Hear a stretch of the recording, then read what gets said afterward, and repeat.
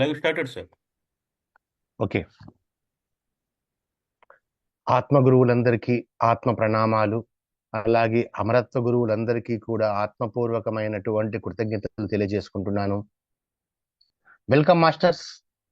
ప్రేమ మాధుర్యం, రామ్తా ప్రేమ మాధుర్యం స్వాధ్యాయ కార్యక్రమం మనం ఈ రోజు 2వ రోజులోనికి వచ్చాము.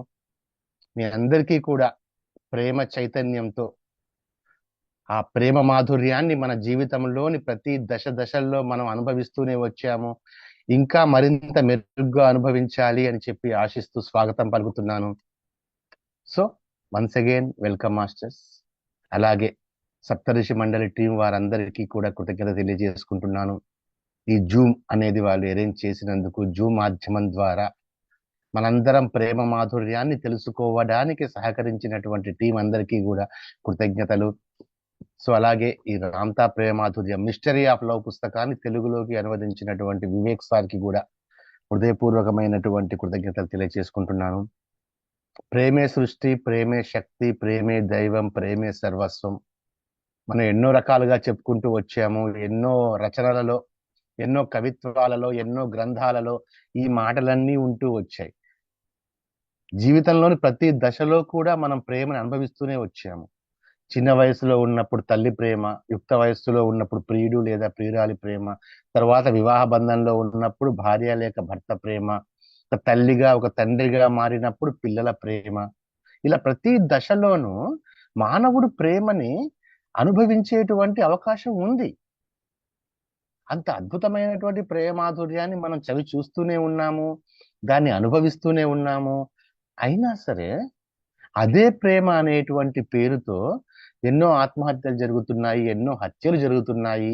ఇన్ని దశలలో మానవుడికి ప్రేమ మాధుర్యం ఉన్నా సరే ఇంకా మానవుడు ద్వేషం తన చుట్టుపక్కల వాళ్ళ మీద, తన కుటుంబ సభ్యుల మీద సరే ఎంతో మంది మీద ద్వేషంతోనే ఉంటూ వచ్చాడు. ఎందుకు అలా అంటే ప్రేమ అంటే సరి అయిన రీతిలో అర్థం చేసుకోకపోవడం వల్ల, ప్రేమని సరి అయిన రీతిలో వ్యక్తపరచలేకపోవడం వల్ల. అసలు ప్రేమ అంటే అదేదో భౌతికమైనది అన్నటువంటి అర్థంలో మాత్రమే చూడడం వల్ల. ఇక్కడ ప్రేమ భౌతికమైనది కాదు అని చెప్పడం లేదండి. ప్రేమ అనేది భౌతికమైన దానికి పరిమితమై లేదు. ప్రేమకి విస్తృతమైనటువంటి అర్థం ఉంది. ప్రేమకి అత్యంత విస్తారమైనటువంటి అవగాహన ఏర్పాటు చేసుకునేంత స్కోప్ ప్రేమకు ఉందండి. దాని యొక్క పరిమితి చాలా పెద్దది.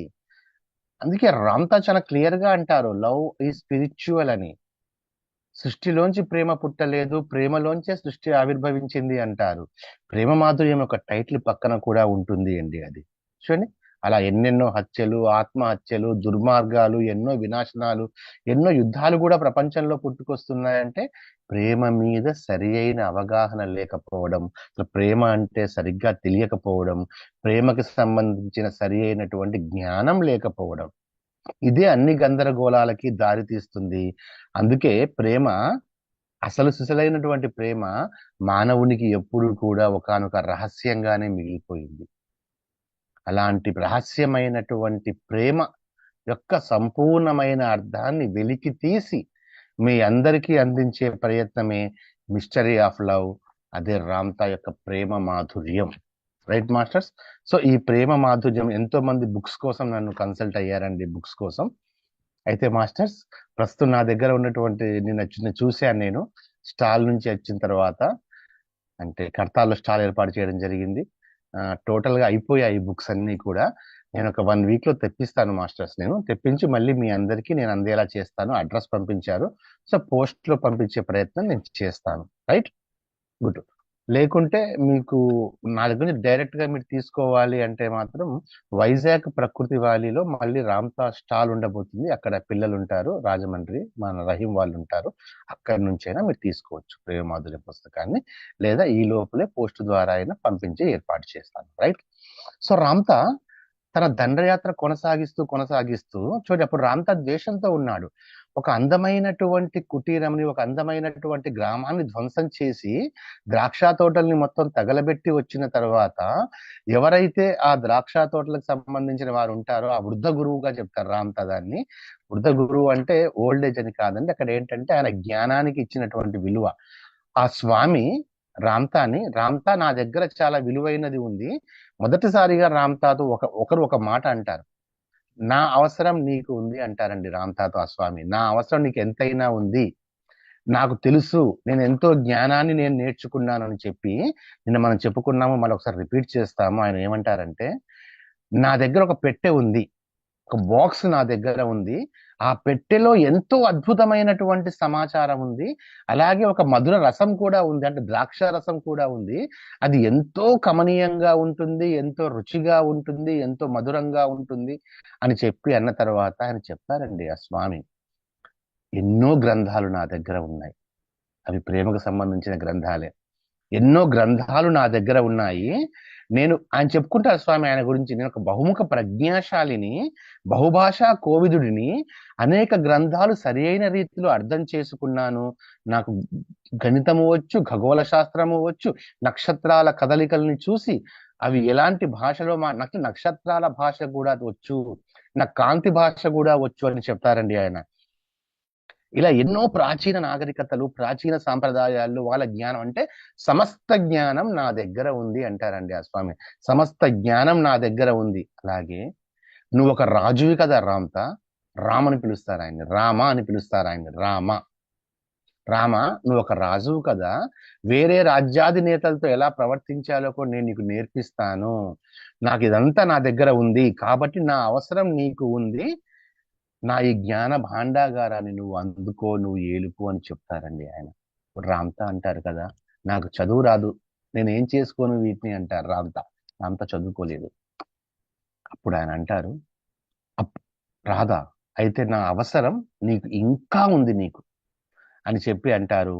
తర్వాత ఒక తాళం చెవి రామ్తాకి ఇవ్వాలని చూస్తారు ఆయన. రామ్తా పెద్ద ఆసక్తి ఏం చూపరు.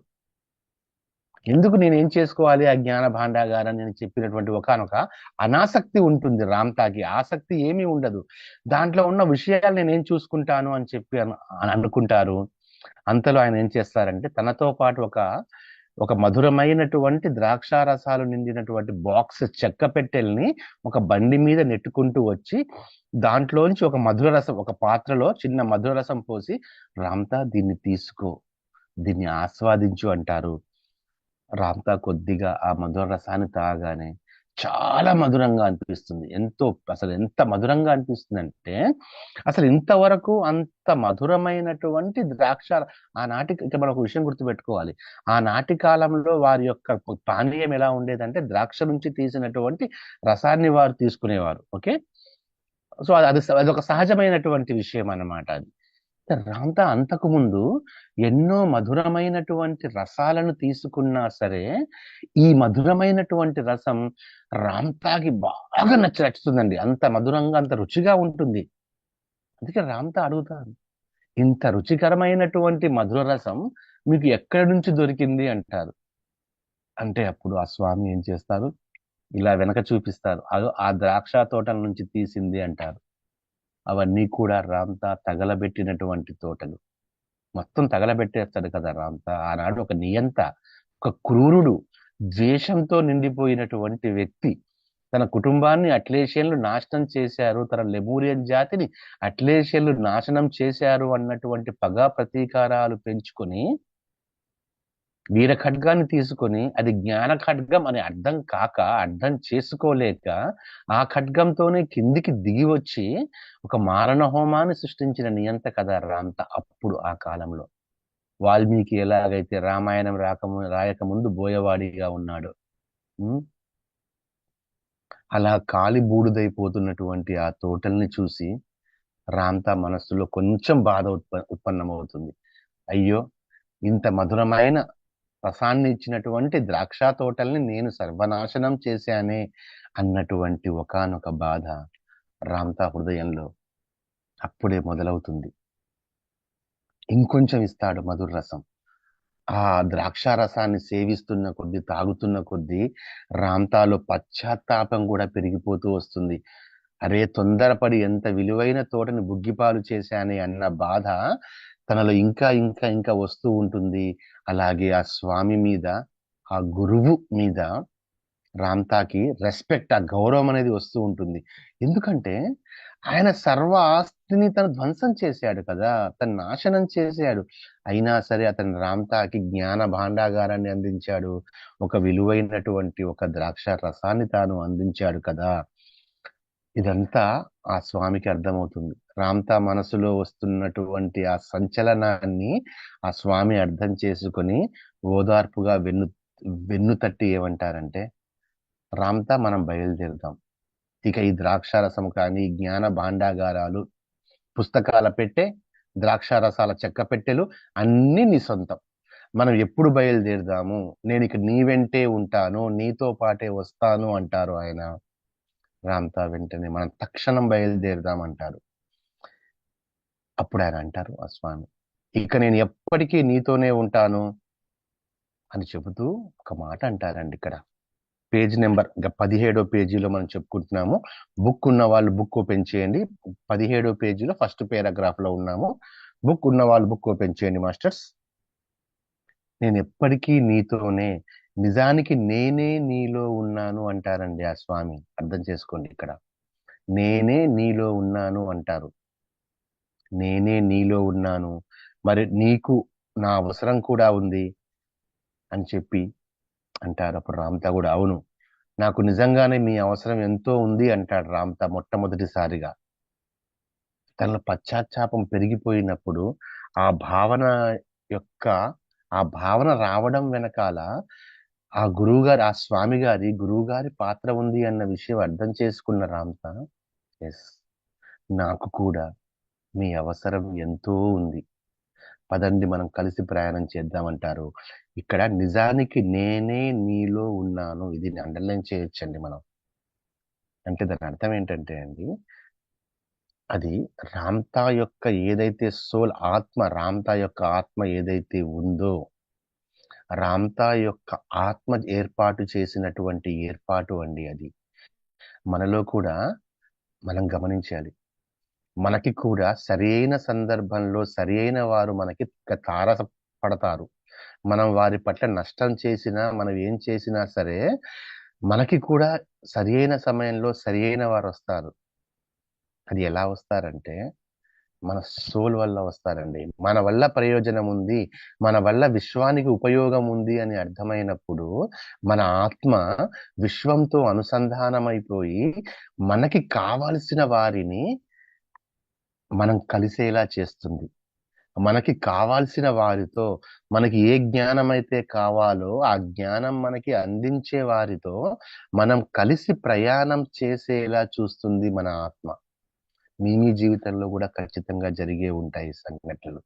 పత్రిజీ గారు రావడం కానీ, లేదా రామ్తా జ్ఞానం అందించే వారు రావడం కానీ, లేదా ఇంకెవరైనా సరే మీకు సరియైన సమయంలో వస్తారు, సరియైన జ్ఞానం అందిస్తారు, మళ్ళీ వెళ్ళిపోతారు.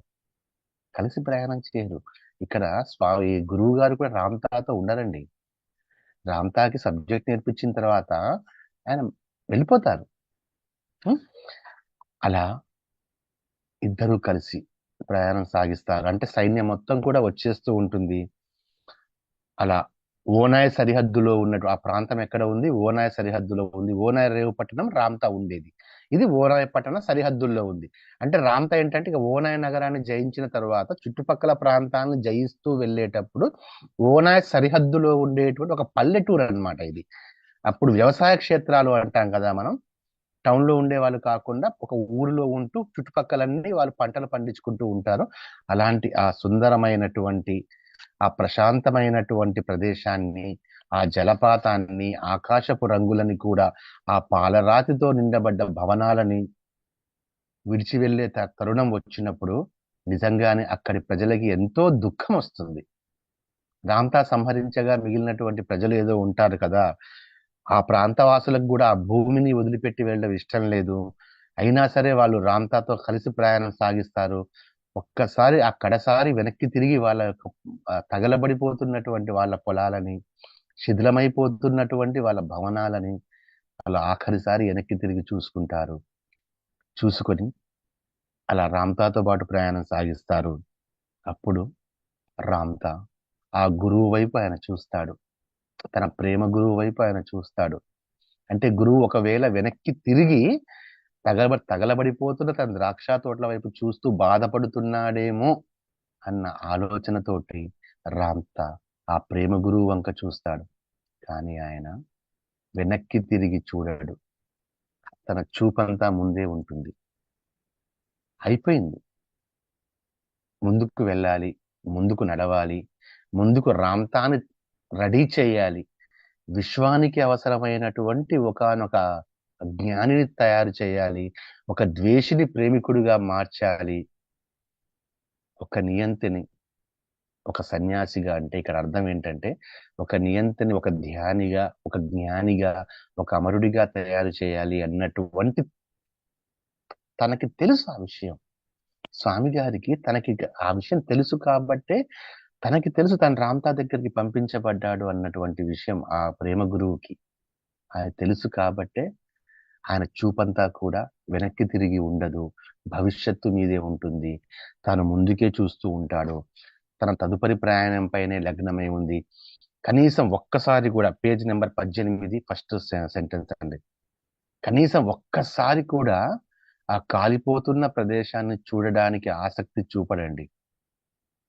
అప్పుడు ఆ దృశ్యాన్ని చూస్తున్నటువంటి రామ్తా మదిలో ఒక బాధ కలుగుతుంది. మొదట దేశంతో నిండిపోయినటువంటి మదిలో పశ్చాత్తాపం వచ్చింది కదా, ఆ పశ్చాత్తాపంతో పాటుగా ఇప్పుడు బాధ కలుగుతుంది. కాలక్రమేణా ఆ బాధ మరింత మరింత మరింతగా పెద్దదైపోతూ ఉంటుంది.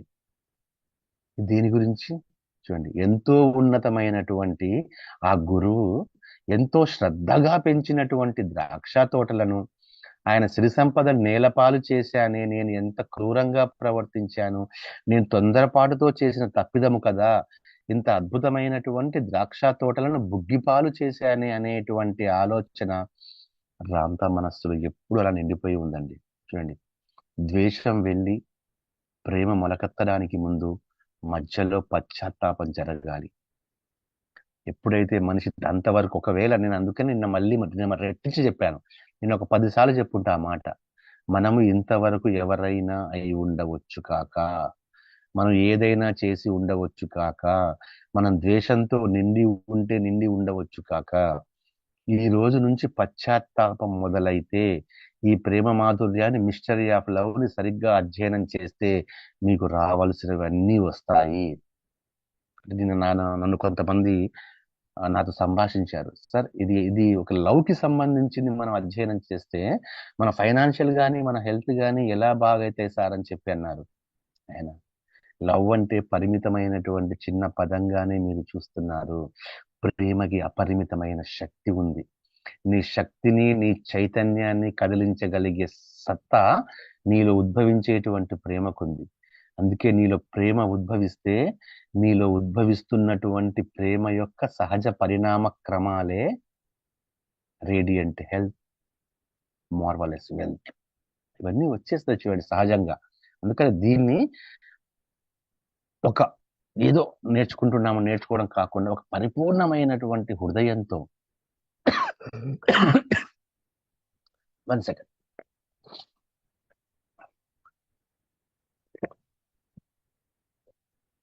ఎంతో ఆర్ద్రతతో ఎంతో గాఢంగా నేర్చుకోండి. ఈరోజు ఒక పోస్ట్ పెట్టాను నేను, పరమహంస యోగానంద గారిది, చూసే ఉంటారు. రామ్తా క్రియేషన్ వర్క్ షాప్ లో పెట్టాను. మీరు సత్యం కొరకు ఎన్నెన్నో చోట్ల మీరు వెతకవచ్చు గాక, కానీ ఒక్కసారి ఇక్కడే సత్యం ఉంది అని అర్థమైన తర్వాత అక్కడే లోతుగా వెతకండి. సత్యం యొక్క లోతుగా గాఢతలోనికి వెళ్ళండి. ఆ పరిపూర్ణ సత్యాన్ని ప్రాక్టికల్ గా అవగాహన చేసుకోండి. ఇంకా మీరు వెతుకులాడాల్సిన అవసరం లేదు, ప్రాక్టికాలిటీలోకి రండి అని చెప్పి అంటారు. ఈ ప్రేమ మాధుర్యం ఒక ఇది ప్రాక్టికల్ బుక్ అండి.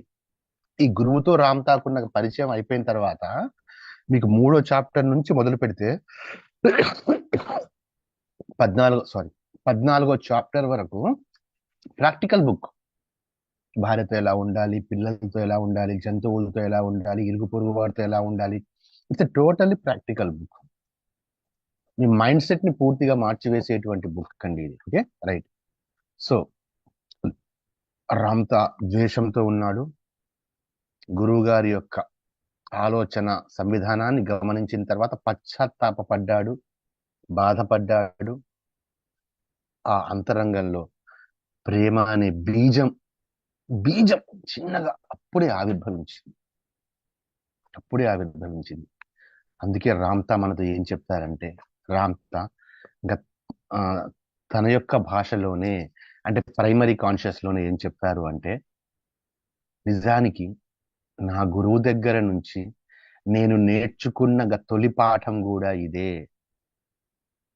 నా జీవితంలో మొట్టమొదటిసారిగా ప్రేమ అనే భావన ఎంత మధురంగా ఉంటుందో అనుభవించాను.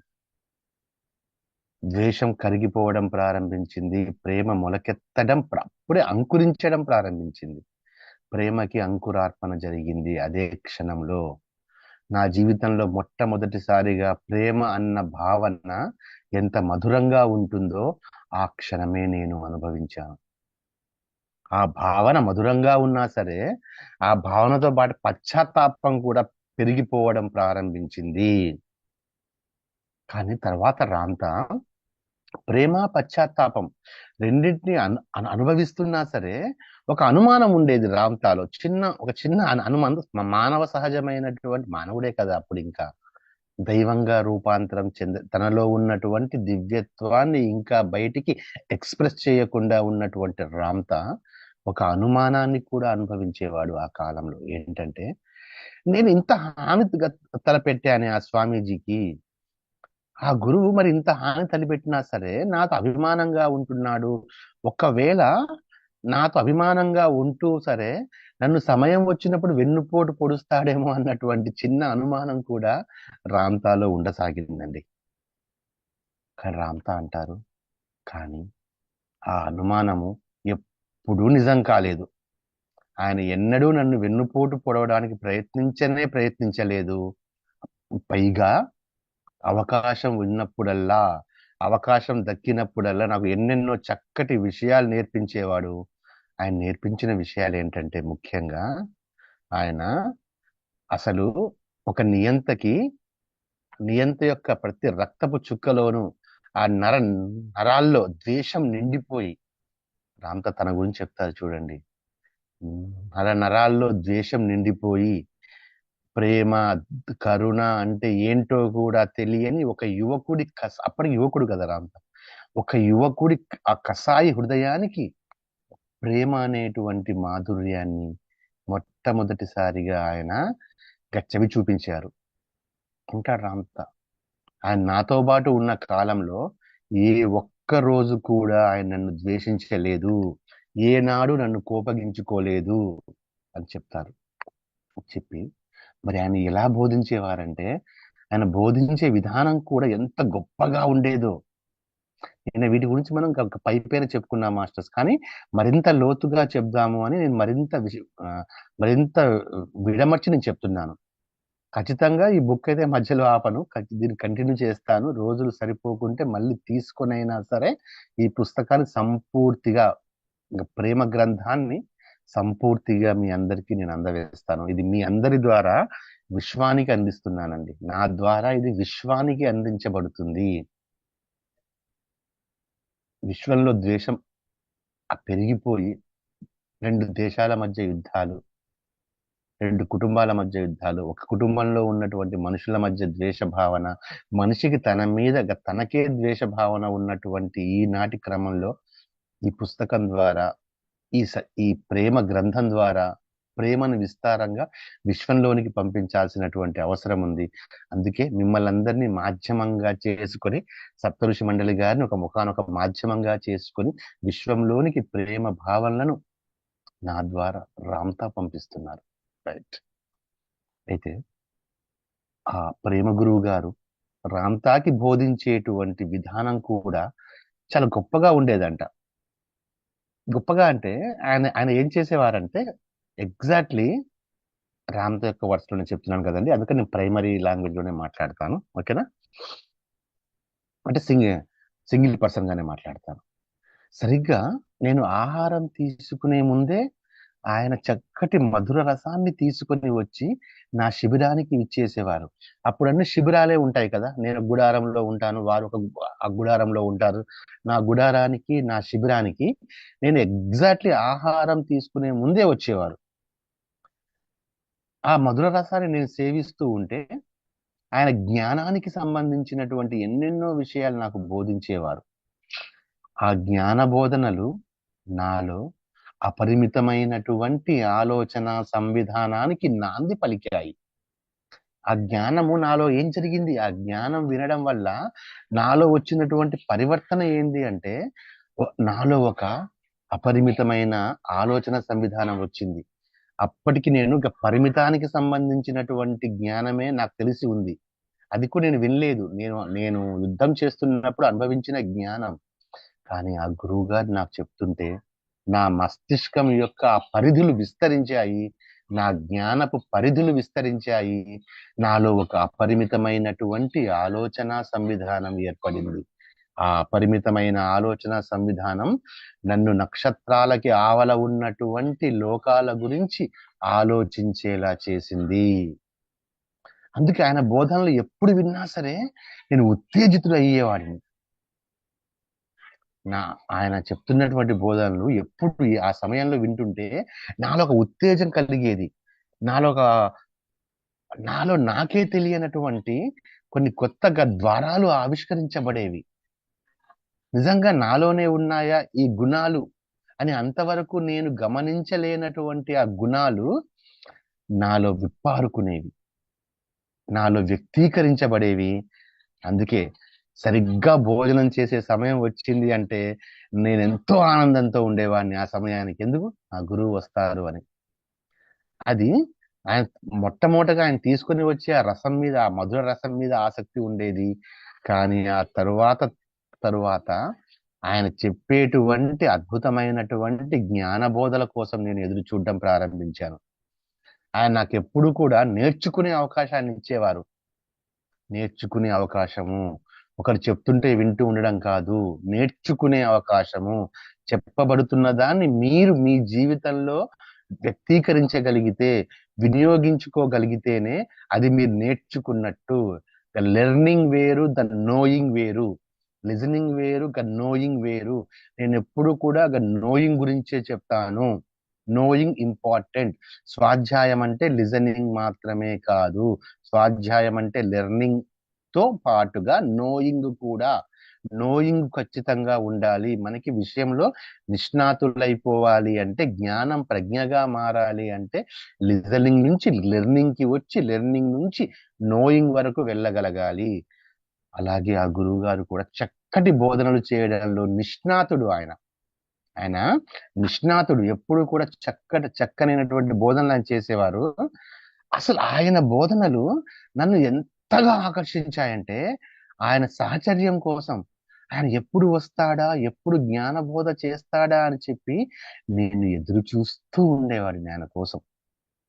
నా ఎదురు చూపులు ఆయన కోసమా, లేదా ఆయన తీసుకొని వచ్చేటువంటి మధుర రసం కోసమా అనే సందేహం కూడా అప్పుడప్పుడు వచ్చేది.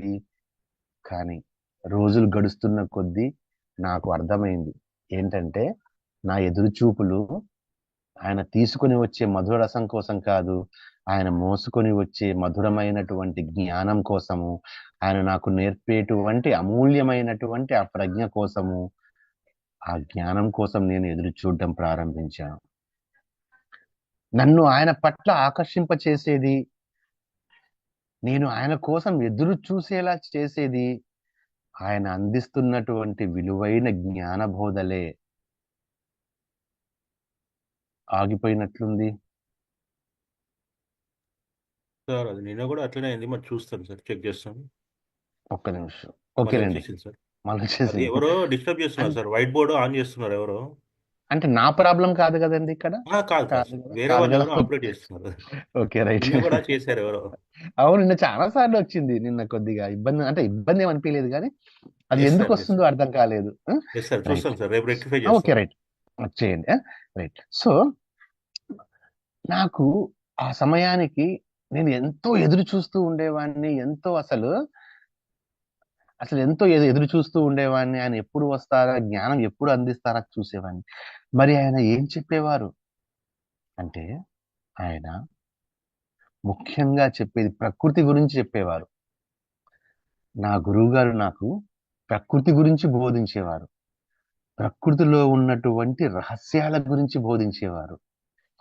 అలాగే సృష్టి ఎలా ఏర్పడింది, సృష్టిలో ప్రకృతి ఒక భాగం, ప్రకృతి వేరు సృష్టి వేరు, రైట్? ప్రకృతిలో ఉన్న రహస్యాలు చెప్పేవారు, సృష్టి ఎలా ఏర్పడిందో చెప్పేవారు, సృష్టి సృష్టిలో ఉన్నటువంటి రహస్యాల గురించి కూడా చెప్పేవారు. అలాగే సృష్టిలో ఉన్నటువంటి ప్రశాంతత గురించి కూడా చెప్పేవారు. అలా ఇతర తలాల్లో ఉండే వారి గురించి కూడా చెప్పేవారు. రామ్తా, ఈ భూమి ఒక్కటే లేదు, ఈ భూమి మాత్రమే కాదు ఇక్కడ ఉన్నది, ఈ భూమి ఒకానొక నివసించే ప్రదేశము, ఇలాంటి నివసించే ప్రదేశాలు కొన్ని కోటాను కోట్లు ఉన్నారు. మనలాంటి మానవులు అక్కడ వేరే వేరే శరీరాలతో ఉండొచ్చు, వారి యొక్క సాంద్రతను బట్టి ఎంతో మంది ఉన్నారు అని చెప్పి నాకు ఆ గురువు గారు ఇతర తలాలలో నివసించే వ్యక్తుల గురించి చెప్పేవారు, వారి జ్ఞానం గురించి చెప్పేవారు, వారి జీవన విధానం గురించి చెప్పేవారు. వాటితో పాటుగా నాకు జ్ఞానోదయం కావడానికి, అంటే నేను నా అంతరంలోనికి ప్రయాణం చేసి నేను ఎన్లైటన్మెంట్ చెందడానికి కావలసినటువంటి ఆ ధ్యాన సాధన కూడా ఆయన ఇచ్చేవారు, ధ్యానం నేర్పేవారు, జ్ఞానం బోధించేవారు, ప్రతి నిత్యం బోధించేవారు. నేను జ్ఞానోదయం పొందడానికి అంటే వారు అందిస్తున్నటువంటి జ్ఞానంతో నేను సాధన చేసి నాలో నేను నా దివ్యత్వాన్ని వ్యక్తీకరించుకోవడానికి, నాకు ఒక ఇన్లైటన్మెంట్ నాలో దివ్య జ్ఞాన ప్రకాశం సంభవించడానికి, నాకు జ్ఞానోదయం సంభవించడానికి ఏదైతే వివరాలు కావాలో, ఏదైతే సమాచారం కావాలో, సమాచారాన్ని చైతన్యం అంటాం కదా మై డియర్ ఫ్రెండ్స్, అలాంటి సమాచారాన్ని, అలాంటి చైతన్యాన్ని నాకు అందించేవారు. నా యొక్క చైతన్య స్థితిని పెంచేవారు. నా చక్రాల గురించి కూడా చెప్పేవారు, నా మస్తిష్కం గురించి చెప్పేవారు, శరీర నిర్మాణం చెప్పేవారు, సృష్టి నిర్మాణం చెప్పేవారు. అన్నింటినీ చెప్పి నా చైతన్య పరిధులని వారి జ్ఞానం యొక్క సమాచారంతో పెంచేవారు. ఆ చైతన్య సమాచారంతో నేను సాధన చేసే శక్తిని పెంచుకుంటూ ఉండేవాడిని. నేను కలలో కూడా ఊహించని విషయాలు నాకు బోధించేవారు ఆయన. అసలు ప్రతి నిత్యం బోధించేవారు. నేను కలలో కూడా ఊహించని కొన్ని విషయాల గురించి నాకు తెలియచెప్పేవారు. అవి నా బుద్ధి బలానికి, నా భుజ బలానికి కూడా ప్రశ్నార్థకంగా ఉండేవి. ఆయన ఆత్మని గురించి బోధించేవారు, ఆయన కాంతిపుంజం గురించి బోధించేవారు, చక్రాల గురించి బోధించేవారు. అవంటే ఏంటో అంతవరకు నాకు తెలియదు. అవి నా భుజ బలానికి, నా బుద్ధి బలానికి, 1 సెకండ్ మాస్టర్స్, రషీదా కొన్కి ఆయజీ, అవి నా భుజ బలానికి, నా బుద్ధి బలానికి ఒక సవాల్గానే ఉండేవి. అందుకే ఆయన ఏ దాపరికం లేకుండా తన దగ్గర ఉన్నటువంటి జ్ఞానాన్ని అంతా కూడా వారు నాకు బోధించేవారు. అయితే ఆ గురువు గారు జ్ఞాన బోధనలు చేస్తున్నప్పుడు నాతో ఎంతో ప్రేమగా వ్యవహరించేవారు అని సౌమ్యంగా వ్యవహరించేవారు. ఏనాడు కూడా కఠినంగా, కోపంగా ఏనాడు కూడా వ్యవహరించలేదు. అవన్నీ నేను ఇంతవరకు వినని విషయాలు, నాకు అంతవరకు తెలియని విషయాలు, కొద్దిగా కూడా నాకు అవగాహన లేనటువంటి ఆ విషయాలు వారు నాకు ఎంతో ప్రేమతో, ఎంతో సౌమ్యంగా, ఎంతో మృదువుగా ప్రతిదీ అర్థం చేసుకునే రీతిలో నాకు విడమర్చి చెప్పేవారు. నన్ను ఎప్పుడు ఆక్షేపించేవారు కూడా కాదు, నన్ను ఎప్పుడు మందలించేవారు కూడా కాదు. అసలు ఏనాడు కూడా మందలింపు అనేది జరగలేదు. అందుకే ఆయన నాతో ఏమన్నారంటే, నన్ను చూసి నువ్వు భయపడుతున్నావు రామ్తా, అందుకే నన్ను ఏనాడు పల్లెట్టు మాట నన్ను అనలేదు అని నువ్వు అనుకుంటున్నావేమో అంటారు ఒకసారి. అంటే ఒకసారి నేను నా మనసులో, ఒకవేళ నన్ను చూసి మీరు భయపడుతున్నారు ఆ గురువు గారు, నేను ఒక నియంత కాబట్టి నన్ను చూసి మీరు భయపడుతున్నారు, అందుకే నన్ను మీరు ఏమీ అనట్లేదు అని ఒకసారి నేను అన్నాను. దానికి కూడా ఆయన నన్ను ఏమీ అనలేదు, నవ్వుతూ ఉండిపోయారు. కానీ ఆ తర్వాత నాకు తెలిసింది ఆయన అంత సౌమ్యంగా, అంత ప్రేమగా నాతో వ్యవహరించడానికి గల కారణం ఏంటంటే, ఆయన నాలో చూసింది నన్ను కాదు, రామ్తాని కాదు ఆయన చూసింది, ఎన్నో రాజ్యాలను జయించినటువంటి ఒకానొక సార్వభౌముని కాదు ఆయన చూసింది. ఎంతో మంది వ్యక్తుల ప్రాణాలు హరించినటువంటి ఒకానొక రక్త పిపాసిని, ఒక నియంతని కాదు ఆయన చూసింది. నాకు తర్వాత తెలిసింది ఆయన నాలో ఏం చూశారో. ఆయన నాలో చూసింది ఒక ఉన్నతమైనటువంటి మహా ఉత్కృష్టమైనటువంటి స్వయాన్ని ఆయన చూశారు. ఆయన నాలో చూసింది ఒక ఉన్నతమైనటువంటి మహా ఉత్కృష్టమైనటువంటి మహోన్నతమైనటువంటి స్వయాన్ని ఆయన కనుగొన్నారు. నా భౌతికమైనటువంటి నా చేష్టలు, నా మానసికమైనటువంటి మాటలు కాదు ఆయన నాలో చూసింది. ఆయన నాలో స్వయాన్ని చూశారు. ఆయన నాలో ఆత్మని చూశారు. ఇదే ఫ్రెండ్స్ మనందరం కూడా చూడాల్సింది. అత్యంత ముఖ్యమైనటువంటి పాఠం ఏంటంటే, రైట్, నేను థర్డ్ పర్సన్ లోకి వస్తున్నాను. మీరు అర్థం చేసుకోండి, ఒక రామ్తాగా ఉండి మాట్లాడుతున్నానా, థర్డ్ పర్సన్ గా ఉండి ఒక థర్డ్ పర్సన్ గా ఏంటంటే, ఇది మనం నేర్చుకోవాల్సినటువంటి అత్యంత విలువైన పాఠం. అత్యంత విలువైన పాఠం. దేశం నాశనం కావాలన్నా, ప్రేమ ఆవిర్భవించాలన్నా, ప్రేమ కొనసాగాలన్నా మనం నేర్చుకోవాల్సినటువంటి మొట్టమొదటి పాఠం ఏంటంటే, అవతలి వాడు ఎవరైనా సరే, అవతల వారి యొక్క గుణగణాలు ఏమైనా సరే, అసలు అవతలి వారు ఎవరైనా సరే, మీరు వారిలో స్వయాన్ని చూడండి. మీ శత్రువు అయినా సరే, శత్రువునైనా ప్రేమించు అనేటువంటి మాట ఎందుకు వచ్చిందంటే, శత్రువుని మనం ఎలా ప్రేమిస్తాము, ఆ వాక్యం ఎలా వచ్చింది అన్న సందేహం వస్తుంది కదా. శత్రువుని ప్రేమించు అన్నప్పుడు అతనిలో నువ్వు స్వయాన్ని చూడు, నీలాంటి ఒక ఆత్మని చూడు. అహం బ్రహ్మాస్మి, నువ్వు దైవము, నువ్వు ఆత్మ పదార్థానివి, తత్వమసి కదా. అవతల వ్యక్తి కూడా దైవమే కదా. ఎస్, నువ్వు దైవమే, అవతల వ్యక్తి కూడా దైవమే. ప్రతి వ్యక్తిలో కూడా దివ్యత్వాన్ని గనక మనం చూడగలిగితే, అది శత్రువైనా, మిత్రుడైనా, తల్లి అయినా, భార్య అయినా, తోటివారైనా, తోటి ఉద్యోగస్తులైనా, నీ చుట్టూ జీవిస్తున్నటువంటి నీ సర్కిల్ అంటాం కదా, ప్రతి ఒక్కరికి సర్కిల్ ఉంటుంది. ఇప్పుడు నాకు సర్కిల్ ఉంటుంది. నేను నా ఉద్యోగ ప్రదేశంలో ఉండేటువంటి మిత్రులు, నా కుటుంబము, నా స్నేహితులు, నేను క్లాసెస్ కోసం వెళ్ళినప్పుడు ఉండేటువంటి నా ధ్యాన మిత్రులు, నాకు సర్కిల్ ఉంటుంది. అలా ప్రతి ఒక్కళ్ళకి ఒక సర్కిల్ అనేది ఉంటుంది కదా. మొదటగా నువ్వు విశ్వం మొత్తాన్ని ప్రేమించాల్సిన అవసరం లేదు. నేననేది ఇంకా మొదటగా నువ్వు సృష్టి మొత్తాన్ని ప్రేమించాల్సిన అవసరం. నీ సర్కిల్లో ఎవరైతే వ్యక్తులు ఉన్నారో, నీ సరౌండింగ్స్ లో రోజు నీతో పాటు వ్యవహరించే వ్యక్తులు కరెక్ట్ గా లెక్కేసుకుంటే, my dear friends, my dear masters, my dear god, 20 మంది కంటే ఎక్కువ ఉండరండి. రోజు నీతో పాటు వ్యవహారం నడిపేటి వ్యక్తులు సరిగ్గా చూస్తే 10 మంది కూడా ఉండరు. ప్రతిరోజు నీతో పాటు వ్యవహరించేటువంటి వ్యక్తులు, నీ బాస్, ఇంట్లో వాళ్ళు, నీ బాస్, నువ్వు వ్యాపారం చేసేటట్టయితే నువ్వు ఎక్కువగా డీలింగ్ చేసేటువంటి వాళ్ళు, ఎక్కువగా నువ్వు మాట్లాడే సందర్భం వచ్చినటువంటి వాళ్ళు, నువ్వు వ్యవహారం చేసేవాళ్ళు, వారిలో స్వయాన్ని చూడండి మై డియర్ మిత్రులారా. వారిలో ఆ ఉన్నతమైనటువంటి ప్రేమపూర్వకమైనటువంటి స్వయాన్ని చూడండి వారిలో. అది ఒక ఉత్కృష్టమైన స్వయం అన్న ఆత్మ అన్న ఒకటే. మా వివేక్ సార్ ఎప్పుడు స్వయం అన్న పదం వాడేవారు. స్వయాన్ని చూడండి, వారిలో ఉన్నతమైనటువంటి స్వయాన్ని చూడండి. ఎక్కడి నుంచి ద్వేషభావం ఉన్నా కూడా మీకు కరిగిపోతుందండి. చూడండి, ఆ ప్రేమ గురువు రామ్తాతని సర్వనాశనం తను చేశాడు. అంత సర్వనాశనం చేసి తన ఆస్తిని మొత్తాన్ని తగలబెట్టినా సరే, తన రామ్తాకి జ్ఞానం నేర్పించాలి అని చెప్పి వచ్చాడు కదా. ఎందుకు వచ్చాడు? ఇది కారణం. తన రామ్తా యొక్క ఆత్మని చూశాడు, ఆ స్వయాన్ని చూశాడు. అలాగే మనం కూడా ప్రతి ఒక్కరిలో స్వయాన్ని చూడడంతో మొదలుపెట్టి, తర్వాత విశ్వమానవులందరిలో కూడా స్వయాన్ని మొదలు పెడితే, అసలు విశ్వంలో ప్రేమ అనేది మటుమాయమవుతుంది. ప్రతి ఒక్కరిలో స్వయాన్ని చూడడం ప్రారంభిస్తే, శత్రుత్వము, ద్వేషము, విద్వేషము, అహంకారము, ఈర్ష్య, అసూయ అన్ని కరిగిపోతాయి కదండి. గుడ్. ఆయనకు తెలుసు, ఆ గురువు గారికి. మళ్ళీ షిఫ్ట్ అవుతున్నా నేను. నా మీద ఎన్నో దౌర్జన్యాలు జరిగాయని, ఆ దౌర్జన్యాలను తీవ్రంగా ప్రతిఘటించడానికే నేను సర్వశక్తులు ఒడ్డి పోరాడుతున్నాడని నా గురువు గారికి తెలుసు. ఎస్, నేను లెమూరియన్ జాతిలో పుట్టినప్పుడు నా జాతి మీద ఎన్నో దౌర్జన్యాలు జరిగాయి. నేను చేసేది విధ్వంసకాండ కాదు, ఒక ప్రతీకార కాండ. నేను ఆ దౌర్జన్యాలు అడ్డుకునేందుకు నేను పోరాడుతున్నాను. నేను ఎంతో మంది నియంతల్ని కూడా సంహరించేందుకు బయలుదేరా నేను. ఎవరైనా యుద్ధం వద్దు అనుకుంటే వారితో యుద్ధం చేసేవాడిని కాదు నేను.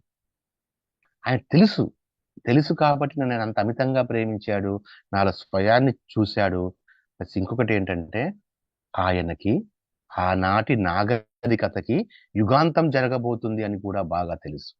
అది ఆ నాగరికతకి యుగాంతం. నా తరువాత, నేను అమరత్వం సిద్ధించుకున్న తర్వాత ఒక మహాప్రళయం సంభవించి ఆ నాగరికత యుగాంతం అయిపోతుంది.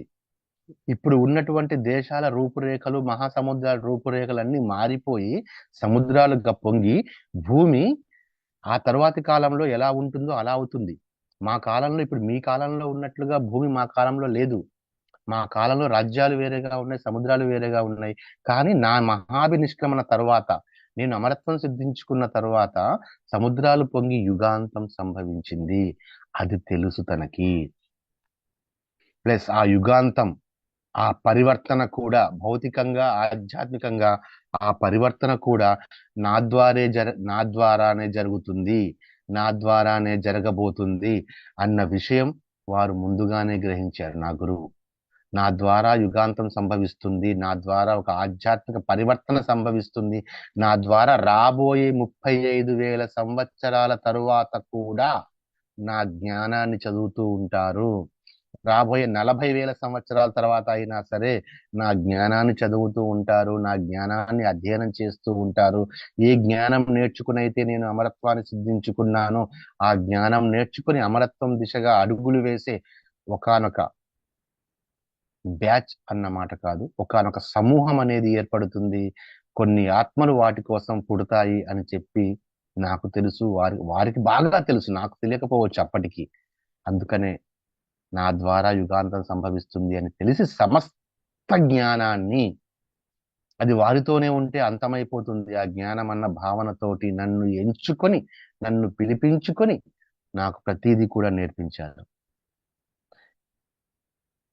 ఏ బోధనలు చెబితే, ఏ జ్ఞాన బోధనలు నాకు అందిస్తే నాలో సమూలమైనటువంటి మార్పులు వచ్చి నాలో పరివర్తనకి నాంది పలుకుతుందో, నాకు ఏ బోధనలు చెబితే, ఏ జ్ఞానాన్ని నాకు నేర్పిస్తే, ఏ జ్ఞానాన్ని నాకు ఎలా నేర్పిస్తే నాలో సమూలమైనటువంటి మార్పులు చెంది నాలో పరివర్తనకి నాంది పలుకుతుందో అలాంటి బోధనలు అన్నింటినీ కూడా వారు విశ్లేషించేవారు, నాకు బోధించేవారు. ఆయన అంత అద్భుతమైనటువంటి జ్ఞాన బోధనలు ఇంతవరకు నాకు కొంచెం కూడా తెలియదు కదా. అయినా సరే అంత డీపర్ నాలెడ్జ్ నాకు ఆయన బోధించేటప్పుడు, అంత అద్భుతమైనటువంటి జ్ఞాన బోధనలు నాకు నేర్పించేటప్పుడు ఆ బోధన యొక్క విలువను అర్థం చేసుకోవడంలో నేను విఫలమైనప్పుడు, వారు చెప్పేటువంటి జ్ఞాన బోధన యొక్క అంతరంగికమైనటువంటి సారాంశాన్ని నేను అర్థం చేసుకోలేనప్పుడైనా సరే కాస్తంత విసుగు ఒకవేళ ఆయన పడేవారేమో, కానీ నా మీద ఎప్పుడు చూపించలేదు. కాస్త ఇబ్బంది పడేవారేమో కానీ నా మీద ఎప్పుడు చూపించలేదు. కానీ ఇబ్బంది పడేవారేమో కానీ ఆ విసుగును, ఇబ్బందిని నా మీద ఆయన ఏనాడు చూపించలేదు. ఎందుకంటే ఆయన అనుకున్న స్థాయిలో నాలో మార్పు రావచ్చు, రాకపోవచ్చు, కానీ నా ఆలోచన పరిధి అయితే విస్తారంగా పెరుగుతుంది అన్న విషయం ఆయనకు బాగా తెలుసు. ఆయన ఆశించినంత మార్పు నాలో వచ్చినా, నాలో రాకపోయినా కూడా నా యొక్క ఆలోచన పరిధి ఎంతో విస్తారంగా పెరుగుతుంది, మరింతగా విస్తృతమవుతుంది, ఇంకా ఇంకా పెరుగుతుంది అన్న విషయాన్ని ఆయనకి బాగా తెలుసు. అందుకే ఆయన జ్ఞానబోధ చేసేటప్పుడు ఎంతో ఓర్పుతో ఉండేవారు. నా ప్రేమ గురువే కాదండి, ఎవరు జ్ఞానబోధ చేసినా సరే ఎంతో ఓర్పుగా చేయాలి. విసుగుతో, ఇబ్బంది పడుతూ, వినేవాళ్ళని ఇబ్బంది పెడుతూ, వినేవాళ్ళని కోపగించుకుంటూ సరిచేయడం కరెక్ట్. కానీ జ్ఞానబోధ చేసేటప్పుడు మాత్రం ఎంతో ఓపిక ఉండాలి, ఎంతో మృదువుగా చేయాలి, ఎంతో ప్రేమతో చేయాలి. వారి యొక్క ఓర్పు చూస్తే నాకే ఆశ్చర్యం వేసేది. నిజానికి ఇంత ఓర్పు నాకు లేదు కదా, రామ్తానైనా నాకు అంత ఓర్పు లేదు. కానీ వారికి ఎంత ఓర్పు, ఎంత సహనము, ఎంత ప్రేమ. అంత ఓర్పు ఉన్న వాళ్ళు ఆ తర్వాత నా జీవితంలో ఎక్కడా నాకు తటస్థపడలేదు. అంత ఓర్పుతో జ్ఞానబోధ నాకు అందించిన వారు ఎవ్వరు అలాంటి వ్యక్తి నాకు తర్వాత నా జీవితంలో తటస్థపడలేదు. అద్భుతమైనటువంటి ఆ గురువు నాకు ప్రేమ రసాన్ని, మధుర రసాన్ని అండ్ జ్ఞాన రసాన్ని, నాకు ఆయన ప్రేమ రసాన్ని అందించారు, మధుర రసాన్ని అందించారు, జ్ఞాన రసాన్ని అందించి ఈ మూడు రసాలను మేళవించి ఆ రసం యొక్క సమ్మేళనాన్ని ప్రతి ఆ చుక్క చుక్కతోటి నాతో ఆస్వాదింపచేసి రోజు రోజుకి నన్ను చక్కటి జ్ఞానవంతుణ్ణి చేశారు. ప్రేమరసం, మధుర రసం, జ్ఞానరసం మేళవించి ఆ రసం యొక్క సమ్మేళనాన్ని ఒక్కొక్క చుక్క నాతో ఆస్వాదింపచేసి రోజు రోజుకి నన్ను చక్కటి జ్ఞానవంతుణ్ణి చేశారు. అలా అలా అని ఆయన చెప్పే జ్ఞాన బోధనలన్నీ నేను ఇష్టపడ్డాను అని మాత్రం మీరు అనుకోవద్దు. నాకు కొన్ని కొన్ని ఇష్టం ఉండేవి కాదు. ఎందుకంటే కొన్ని బోధనలు నా వ్యక్తిత్వాన్ని దెబ్బతీసేవి, నా పర్సనాలిటీ, నా ఈగోని దెబ్బతీసేవి. నేను ఒక నియంతని కదా, నేను ఆ కాలంలో ఒక నియంతగానే ఉన్నాను. ఆయన చెప్పేటువంటి కొన్ని బోధనలు ఒక నియంతను, సార్వభౌముని అయినటువంటి నా అహాన్ని దెబ్బతీసేలా ఉండేవి. అందుకే కొన్ని ఇష్టపడకపోయేవాడిని నేను. కానీ నెమ్మదిగా ఆయన బోధించేటువంటి ఆ తీరు, ఆ కళ్ళల్లోని ఆ మెరుపు, ఆ జ్ఞానామృతంతో పాటు ఆయన అందించే ఆ మధుర రసము, ఇవన్నీ కలిపి నన్ను ఆయన పట్ల ఎంతో ఆకర్షితునయ్యాను. ఆయన పట్ల ఉన్న ఆకర్షణ, ఆయన ఇచ్చినటువంటి జ్ఞానం పట్ల ఆకర్షణగా మారింది. మొదటగా మధురసం మీద ఆకర్షణతో నేను వినడం ప్రారంభించాను. తరువాత ఆయన వ్యక్తిత్వం నచ్చి ఆయన చెప్పేది వినడం ప్రారంభించాను. తరువాత నా ఆకర్షణ ఆయన బోధించేటువంటి జ్ఞానం మీదికి వెళ్ళింది. ఆ జ్ఞానం కోసం నేను వినేవాణ్ణి. రాను రాను ఆయన పట్ల ఉన్నటువంటి ఆకర్షణ ఆయన జ్ఞానం మీద ఆసక్తిగా మారింది. ఆ ఆసక్తి వలన, ఆ ఆసక్తి ఎప్పుడైతే మొదలైందో అప్పటి నుంచి ఆయన జ్ఞానం మీద ఆసక్తి మారిపోయిన తర్వాత ఆ బోధనలు సరిగ్గా అర్థం చేసుకోవడం మొదలుపెట్టాను. నేను ఆ బోధనలు సరిగ్గా అర్థం చేసుకోవడం మొదలుపెట్టాను. అందుకే ఆయన పరిచయం నాకు భగవంతుడు అందించిన ఒక వరంగా మారింది. ఆయన పరిచయం నాకు ఒక వరం.